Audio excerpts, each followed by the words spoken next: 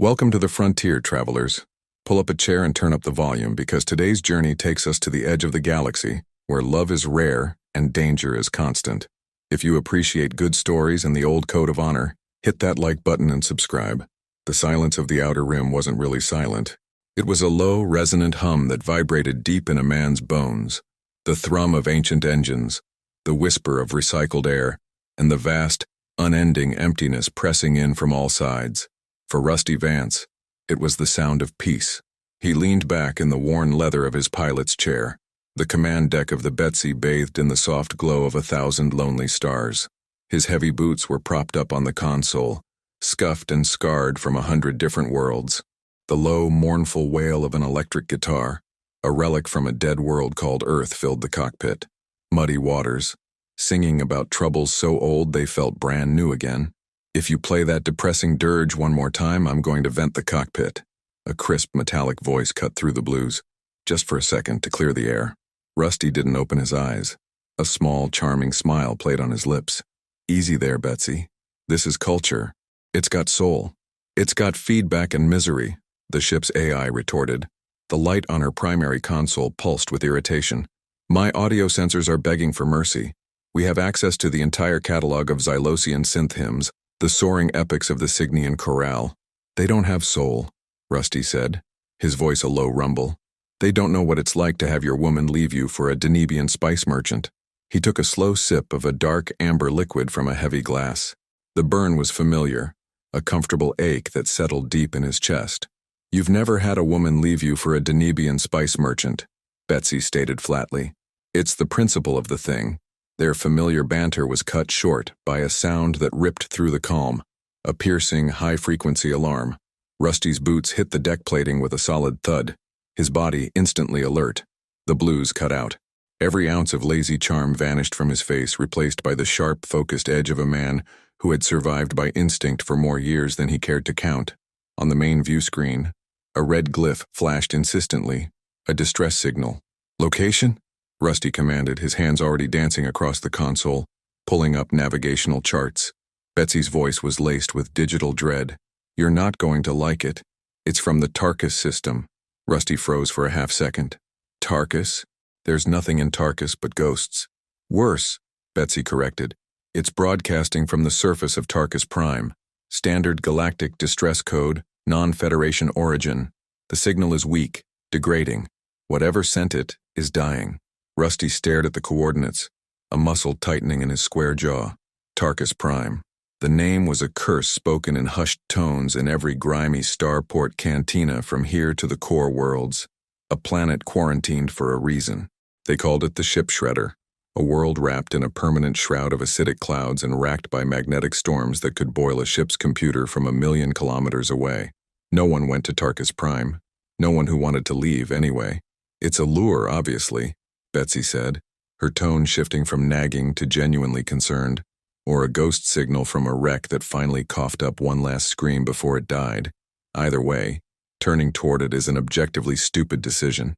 My calculations give us a 78.4% chance of catastrophic system failure upon atmospheric entry, and a 100% chance I'm not leaving someone to die if I can help it, Rusty said, his voice quiet but absolute.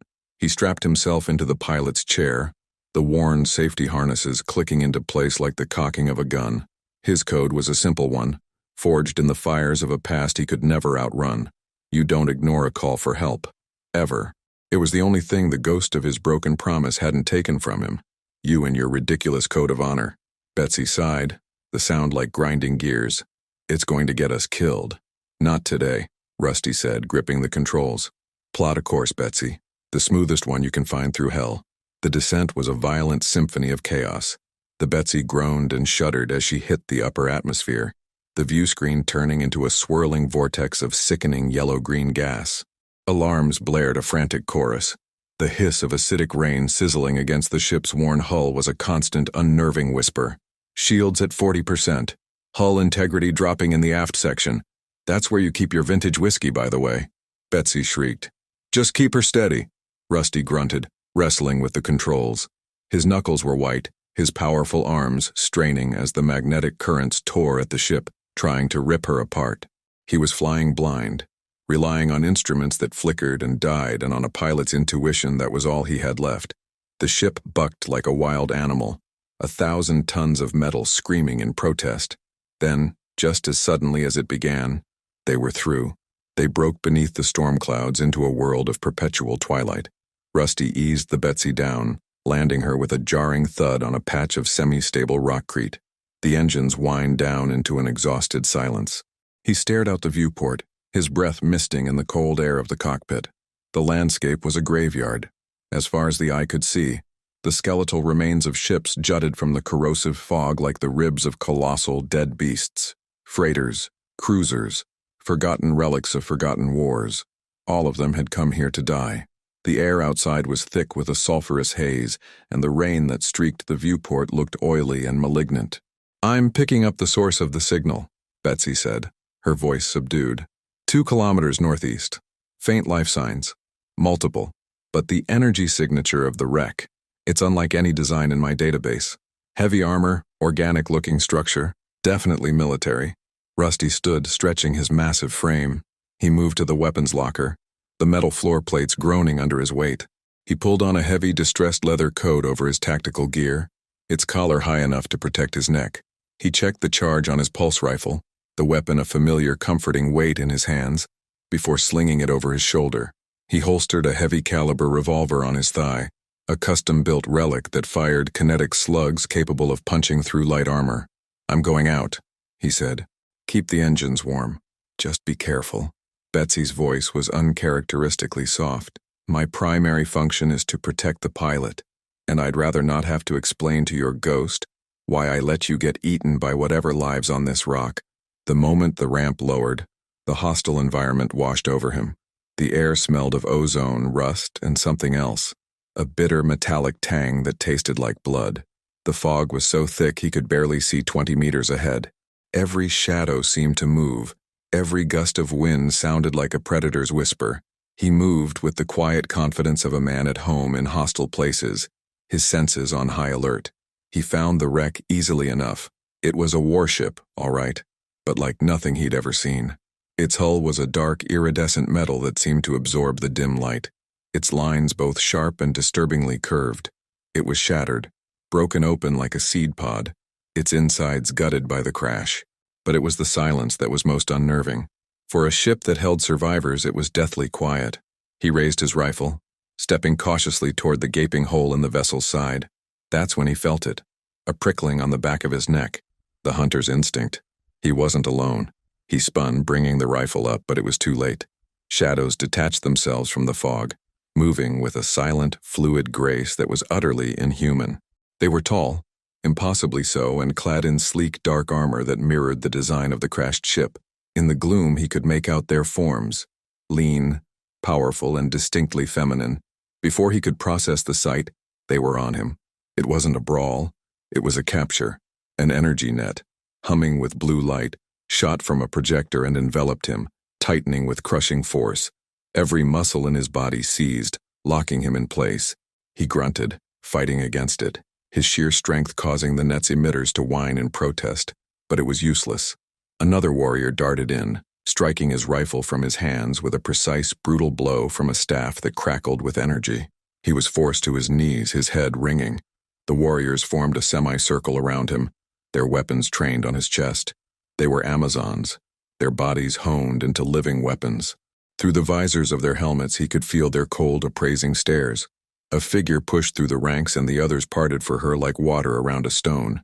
She was even taller than the rest, her presence radiating an aura of absolute command. She wore no helmet. Her face was a sculpture of aristocratic beauty and lethal intent, framed by short, silver hair. Her skin was a pale, ethereal shade of lavender, marked with intricate silver tribal patterns that flowed over her high cheekbones. She stopped directly in front of him, looking down at the captured male with an expression he couldn't quite read. It was a mixture of open contempt for his weakness and a deep, unnerving curiosity, like a scientist studying a new and potentially dangerous specimen. Her eyes, the color of amethysts, raked over his muscular form, his rugged face, his defiant glare. She spoke, not to him but to her warriors. Her voice was like shattered crystal, sharp, melodic, and cold. The alien words were incomprehensible, But the meaning was clear. What is this creature? The war matriarch, Nixara, stared at the first free male she had ever seen in her life, and Rusty Vance, on his knees in the mud and acid rain of a forbidden planet, stared back into the eyes of his captor, knowing his solitary journey had just taken a very, very dangerous turn. The journey to the Siobhan camp was a silent, humiliating procession. Rusty was flanked by the imposing warriors, the energy net that bound him, forcing him into a stumbling, awkward gait. He was a bull being led to slaughter, and he hated every second of it. His pride, a currency he valued more than credits, was being stripped away with each step through the alien mud. He didn't fight. He didn't speak. He simply endured, his gaze fixed forward, his jaw set like granite. To show weakness here, he knew, would be a death sentence. The camp was carved into the belly of a colossal, shattered freighter, using the wreck as a shield against the corrosive winds. It was a place of stark, military efficiency. Patrols moved with disciplined purpose. Energy shields flickered over vital equipment, and the air was thick with the scent of ozone from their weapons and a strange, spicy aroma from a communal cooking fire. There was no softness here, no sign of comfort. It was a survival post, established by people who knew war. They didn't throw him in a cell. They did something worse. In the center of the makeshift settlement, they deactivated the net only to replace it with a set of humming energy pylons that sprang from the ground, forming a circular, invisible cage. He was a specimen in a jar, put on public display for every member of the warrior clan to see. The Amazons, dozens of them, stopped their duties to stare. Their faces were a uniform mask of suspicion and contempt. In their eyes, he wasn't a man. He was a thing. A primitive, unpredictable male animal. A relic of a biology they had clearly evolved beyond. Rusty ignored them. He moved to the center of his cage, away from the crackling energy barrier, and sat down on the cold, damp ground. He leaned his back against a piece of twisted metal debris, crossed his powerful arms over his chest, and waited. The silence was his shield. His stillness was his defiance. He had been in worse cells on worse worlds. He had learned long ago that the true prison wasn't the one made of steel or energy, but the one you allowed to form in your mind. And his mind was a fortress. Hours passed. The dim gray light of Tarkus Prime never changed. He watched them, studying their routines, their hierarchy. Nixara was the undisputed center of their universe. Her every command was met with instant obedience. She moved among her people with a predator's grace, her lavender skin a stark contrast to the grime and rust of the wreckage. She never looked his way, but he felt her awareness of him, a constant low-level hum beneath the surface of the camp's activity. Finally, as the perpetual twilight deepened into something that might pass for night, she approached. The other warriors kept their distance, granting her a wide berth. She stopped just outside the energy field, her tall frame silhouetted against the glow of the camp's lights. She held 2 nutrient paste packets in her hand, gray, unappetizing military rations.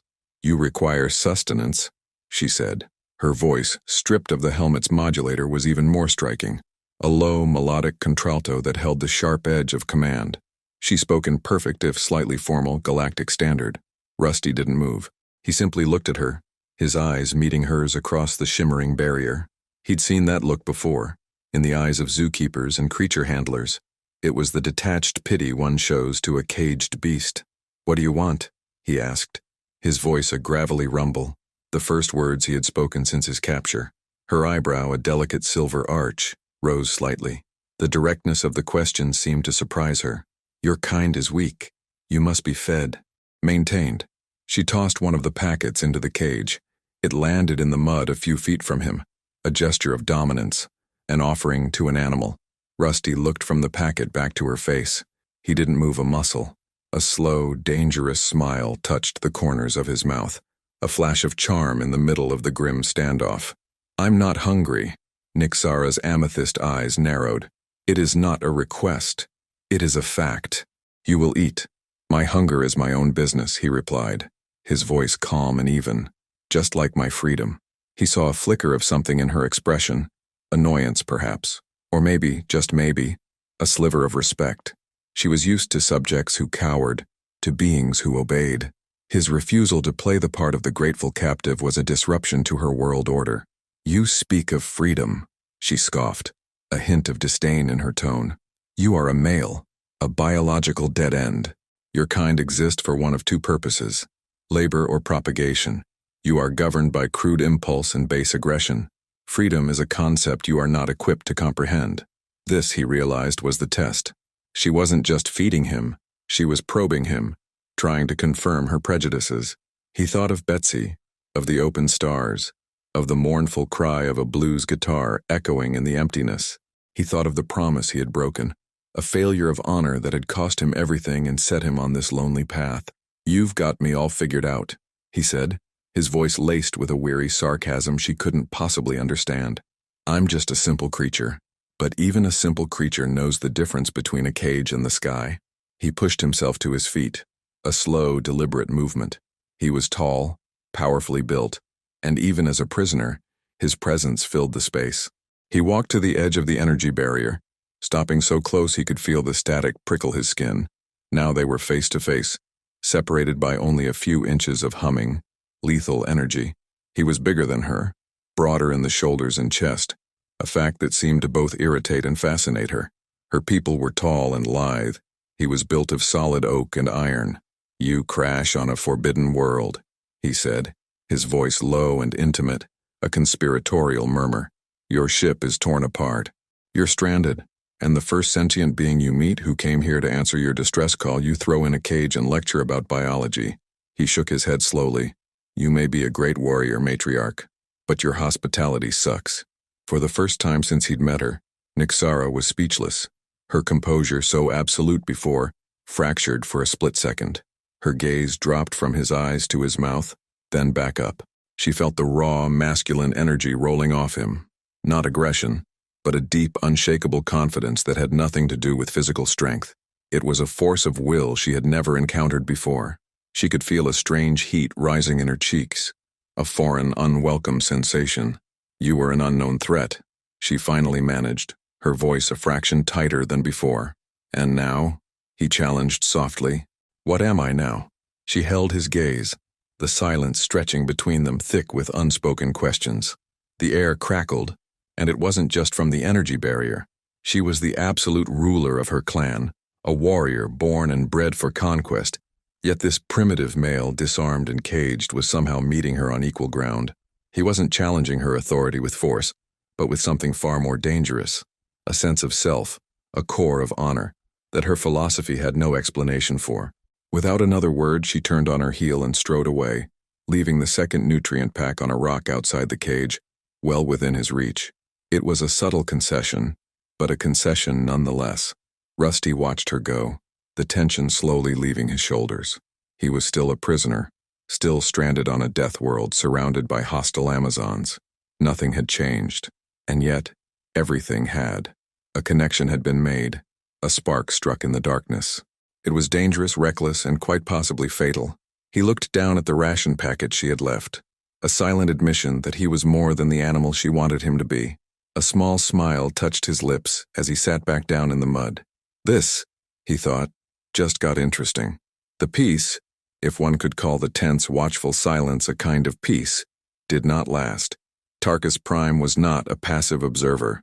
It was a malevolent entity, and it was beginning to stir. The first sign was a subtle change in the air.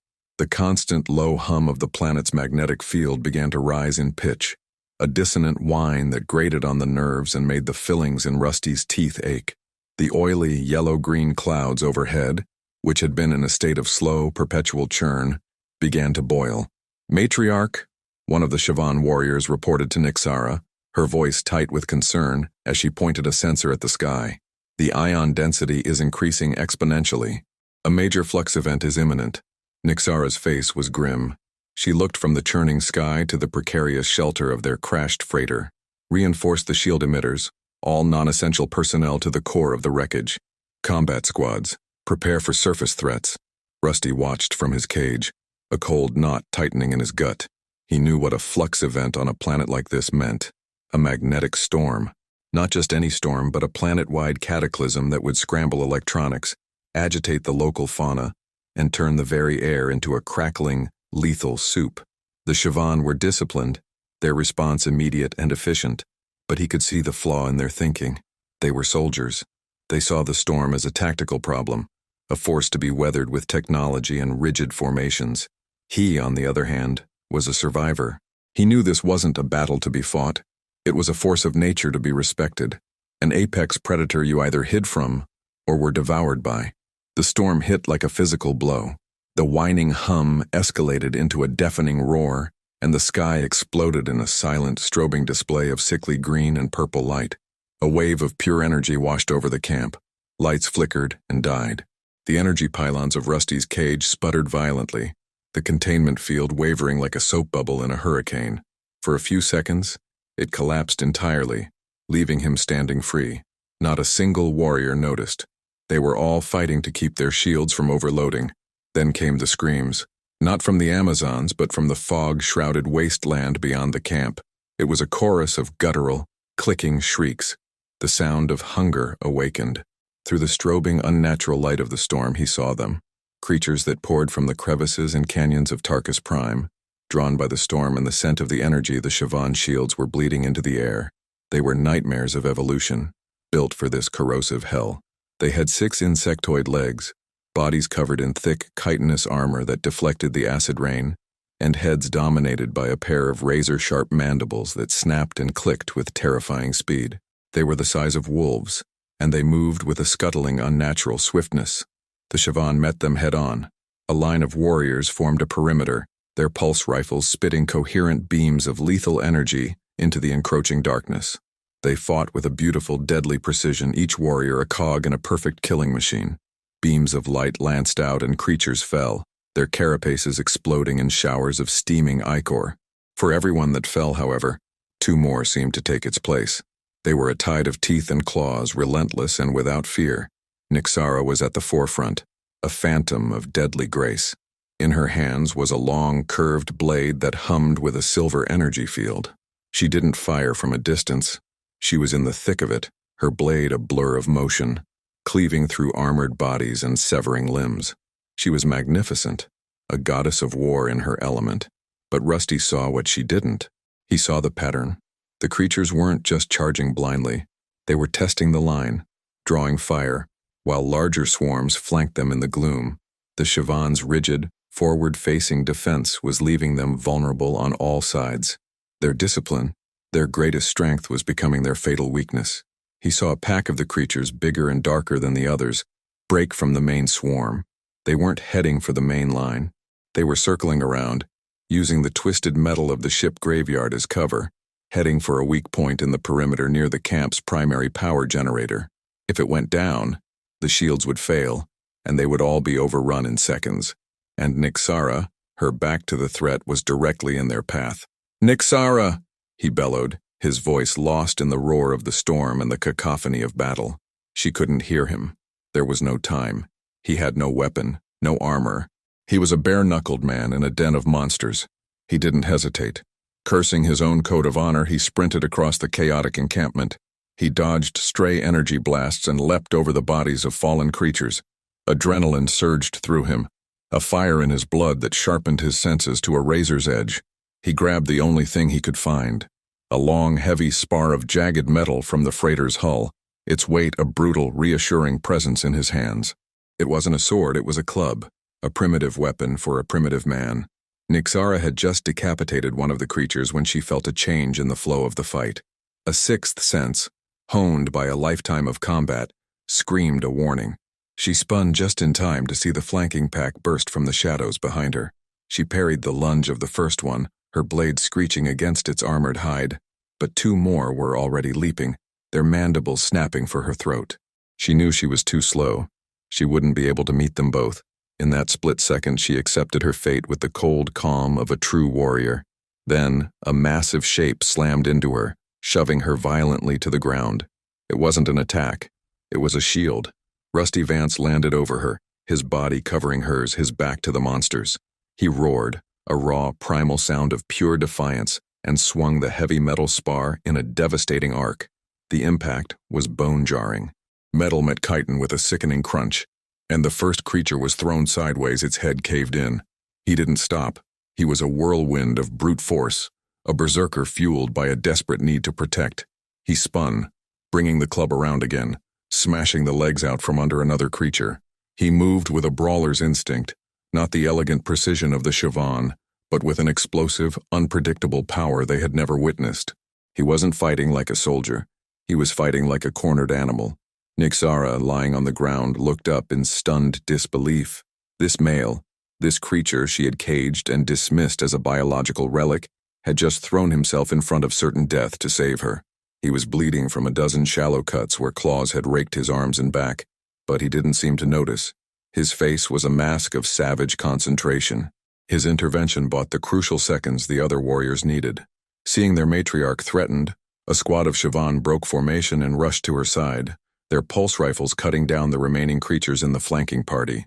The tide of the main assault began to falter, the creatures' initial frenzy breaking against the Amazons' disciplined fire. Sensing their advantage was lost, the horde melted back into the stormy darkness as quickly as it had appeared. Silence fell, broken only by the howl of the wind and the crackle of damaged equipment. The ground was littered with the steaming carcasses of the alien predators. Rusty stood panting, his chest heaving, the heavy metal club held loosely in his hand. He was covered in sweat, grime, and alien gore.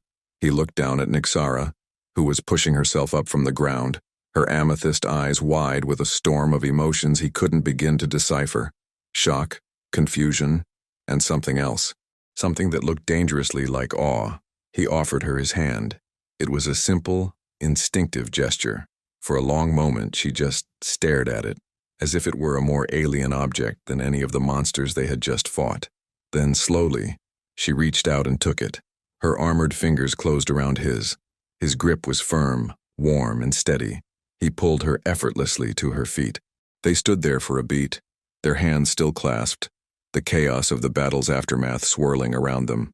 The barrier between prisoner and captor, between primitive male and warrior queen, had not just been cracked, it had been shattered. He had saved her life, not with superior technology or tactics, but with raw courage and a selflessness her culture had no place for. In the heart of the storm on a world of death, something new and terrifyingly powerful had just been born. The storm outside still raged, but inside the wreck, in the heart of the Siobhan camp, a new kind of silence had fallen. The aftermath of the battle was a scene of organized chaos, as warriors tended to the wounded and repaired the damaged defenses. But all of it happened in the shadow of the scene that had unfolded, the primitive male saving their matriarch. Nyxara did not release his hand. In the presence of her entire clan, she held on to the man who had shielded her with his own body. Her warriors stared, their expressions a mixture of confusion, shock, and a grudging respect they did not know how to process. She ignored them all. Her amethyst eyes were locked on Rusty's, seeing past the grime and the blood to the unshakable core of the man.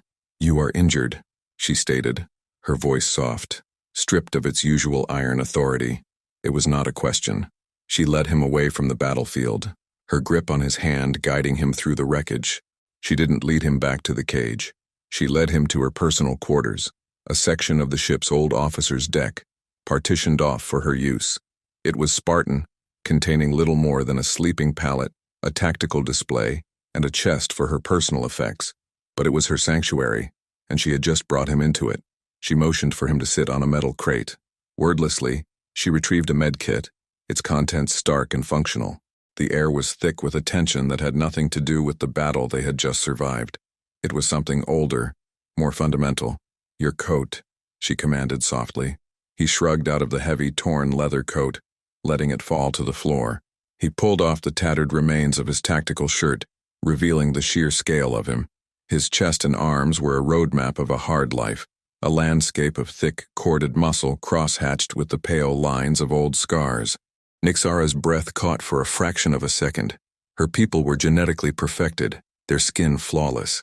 His body was a history, every scar a story of survival she couldn't read, but desperately wanted to understand. She began to clean his wounds, her touch surprisingly gentle. She worked with a focused intensity, dabbing antiseptic on the deep claw marks that raked his back and arms. He didn't flinch, didn't make a sound, merely watched her, his dark eyes intense.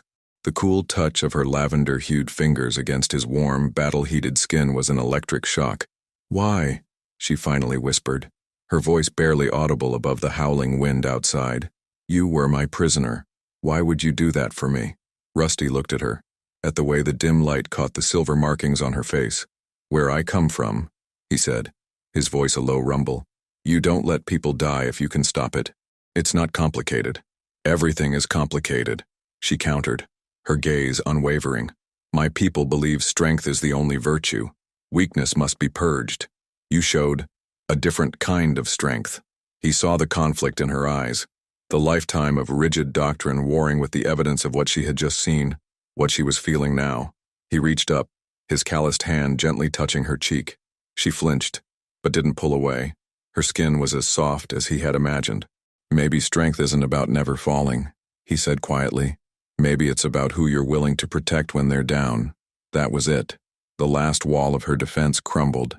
The storm outside was nothing compared to the one that broke inside that small metal room. She leaned in and he met her halfway. The kiss was not soft or tentative. It was a collision, a desperate, hungry meeting of two powerful, solitary souls who had found an impossible connection in the middle of hell. It was the taste of ozone, of blood, and of a loneliness so profound it ached. They came together not in a rush of simple passion, but in a slow, deliberate surrender. It was an exploration of 1,000 alien differences that somehow felt like coming home. The contrast of his raw masculine power and her sleek warrior's grace. The impossible reality of her cool, lavender skin against his scarred and weathered flesh. For one night, as the planet tore itself apart outside, they created a universe of their own. A silent pact made in the universal language of touch, of need, of a shared and desperate humanity. When the storm finally broke and the first semblance of Tarkus Prime's gray dawn filtered through a viewport, Rusty woke to find her watching him. The fierce war matriarch was gone, replaced by a woman whose eyes held a new and vulnerable light. "Stay," she said, the single word a command, a plea, and an offer all in one. "My ship is broken, but my people will be rescued. Come with us. You are strong. You are honorable in a way I have never known. The Shavan have not seen a male of your caliber in 1,000 generations." She sat up, her regal bearing returning. "Our lineage weakens. We need new strength, your strength. You would not be a prisoner. You would be a progenitor, a king, revered above all others." The offer hung in the air, impossibly heavy. A life of purpose, a kingdom, a queen at his side, everything a wandering man could ever dream of. And for a moment, he let himself imagine it. He saw a future free from the endless, lonely void. But then, the ghost came, as it always did, a whisper from his past, the cold, sharp edge of his broken promise. He closed his eyes and saw a different face, heard a different voice. He heard his own words echoing back from a lifetime ago. "I'll come back for you, I promise." A promise he had failed to keep, a failure that had set him adrift, a penance he had sworn to carry alone. He opened his eyes and the sorrow in them was ancient. "I can't," he said, his voice thick with a regret that cut deeper than any wound. Nixara's face hardened, a mask of pride snapping back into place to hide the hurt. "Why? Is a queen and a throne not enough for a wanderer?" "It's more than I deserve," he said honestly, sitting up and pulling on his pants. "But I made a promise once to someone else. I broke it. I can't make another one. My path is a solitary one, Nixara. It has to be." He didn't explain further. He couldn't. But she saw the truth of it in the deep, haunted look in his eyes. He was a man chained to a memory. He stood and began to dress. "Your people need to get off this rock. Let me look at your long-range comms array. The storm probably fried the primary relays, but I might be able to patch together a bypass." It was his way of saying goodbye, a final act of service. He spent the next few hours working on the ship's shattered communication systems, his powerful hands surprisingly deft with the delicate circuitry. Nixara watched him, the distance between them growing with every component he repaired. By midday, it was done. A weak but stable signal was broadcasting their location and a request for retrieval. A Shavan rescue fleet was on its way. It would be there in 2 days. His job was finished. He walked back to where he'd landed the Betsy, the ground feeling heavier with every step. Nixara and a small honor guard of her warriors followed him. No one spoke. At the base of the Betsy's ramp, he turned to face her. The wind whipped her short silver hair around her face. She was the war matriarch again, proud and unconquerable. But her amethyst eyes told a different story. There were no words left to say. A handshake was too formal. a kiss too painful. Instead, they just looked at each other, a long, silent farewell that spoke of battles won, of a night shared, and of a future that could never be. In his eyes, she saw his regret and his unyielding resolve. In hers, he saw a flicker of the softness he had awakened, now locked away again behind a wall of duty. He gave her a slow, sad nod. "Thank you. I'm sorry." She returned it. "Go in strength. I will remember you." Rusty turned without looking back and walked up the ramp. The heavy metal door hissed shut, sealing him once again in his world of solitude and steel. He dropped into the pilot's chair, the worn leather a familiar comfort. "Well, you look like hell," Betsy's voice chirped from the console. "And you're tracking mud all over my clean floor plates. Did you get what you went for?" Rusty looked out the viewport at the receding figure of the alien queen, standing alone amidst the wreckage of her world. "No, old girl," he said, his voice barely a whisper. "But I found something I'll have to spend the rest of my life trying to forget." He engaged the engines, and the Betsy lifted from the cursed ground of Tarkus Prime, rising back toward the cold, empty promise of the stars, leaving another ghost behind in the unending darkness. A man's honor is defined not by the promises he makes, but by the ghosts of those he couldn't keep. The road is long and lonely, but it's better when we travel together. If this story touched you, subscribe and share it with a friend who appreciates the old code of honor.